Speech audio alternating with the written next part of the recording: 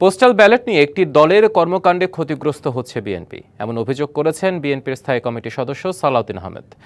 বেশ কিছু আইনি সংস্কার নিয়ে কথা বলতে বৃহস্পতিবার দুপুরে নির্বাচন কমিশনে আসেন সালাউদ্দিন আহমেদের নেতৃত্বে একটি প্রতিনিধি দল। বৈঠক শেষে সালাউদ্দিন আহমেদ বলেন, দেশের বাইরে পোস্টাল ব্যালটের অনিয়ম নিয়ে নির্বাচন কমিশনকে ব্যাখ্যা দিতে হবে।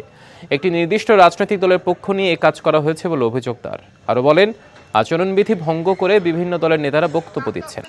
ভোটার স্লিপ প্রদানের ক্ষেত্রে আমরা যেহেতু চাই অধিকাংশ ভোটার ভোটে অংশগ্রহণ করুক, দেশে সবাই চায়, তো সেই ক্ষেত্রে তারা যাতে তাদের ভোটের নাম্বারটা এবং প্রার্থীর নাম, প্রতীক ইত্যাদি পায় ভোটার স্লিপের মাধ্যমে, সহজ হয়। সেটা না করে তারা ভোটার স্লিপের মধ্যে বলেছে কোনো পার্টির নাম দেওয়া যাবে না, মার্কা দেওয়া যাবে না এবং প্রার্থীর ছবি দেওয়া যাবে না।